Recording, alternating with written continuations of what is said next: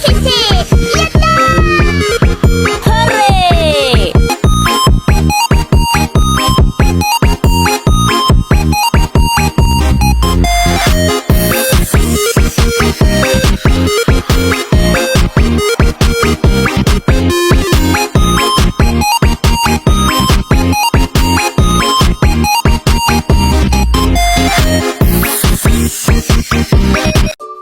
Pengertian dan jenis-jenis kompetensi dan hakikat guru pendidikan agama Islam.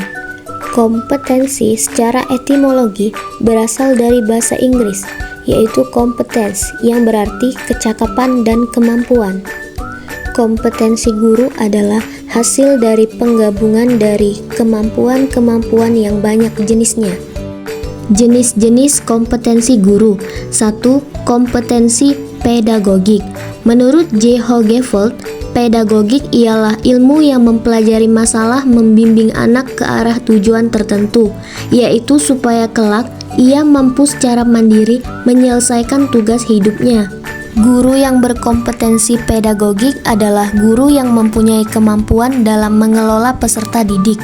Contohnya, pemberian tugas oleh guru terhadap siswa yang bertema lingkungan hidup, seperti pembuatan poster, puisi, drama, dan lain sebagainya, sesuai dengan apa yang peserta didik kuasai.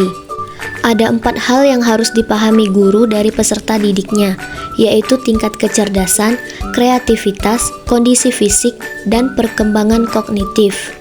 2. Kompetensi kepribadian. Kompetensi kepribadian merupakan kepribadian yang mantap, stabil, dewasa, serta mampu menjadi teladan bagi peserta didik dan berakhlak mulia. Contohnya, bersikap baik, menampilkan diri sebagai pribadi yang jujur, berakhlak mulia, dan menjadi teladan bagi peserta didik. 3. Kompetensi sosial. Kompetensi sosial guru merupakan kemampuan guru untuk berkomunikasi dan bergaul secara efektif dengan peserta didik, sesama pendidik, tenaga kependidikan, wali peserta didik, dan masyarakat di sekitarnya.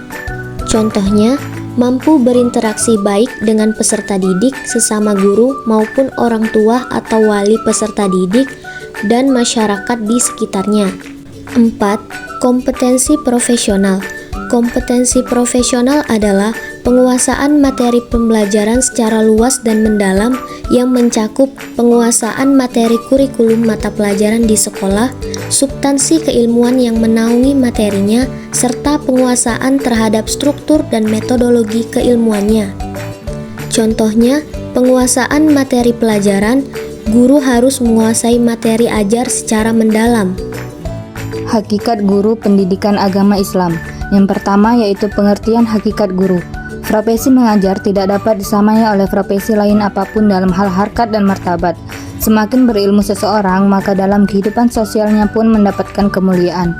Dalam hal ini Allah Subhanahu wa taala mengatakan dalam Al-Qur'an dalam surah Al-Mujadalah ayat 11. Tugas menjadi guru itu tidak hanya menyampaikan materi, absen dan memberikan tugas lalu pulang.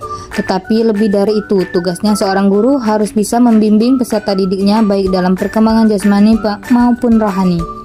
Yang kedua yaitu hakikat pendidikan Islam.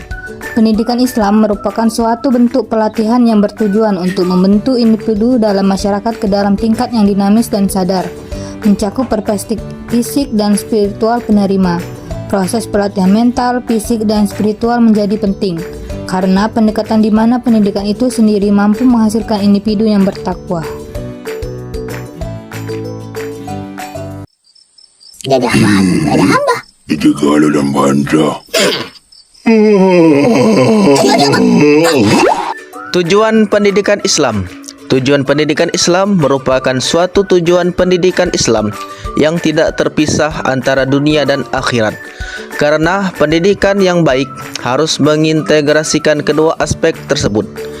Tafsir ayat yang berkaitan dengan tujuan pendidikan Islam. 1. Tafsir Quran Surah Al-Baqarah ayat 207 yang berbunyi tujuan pendidikan mencari ridha Allah.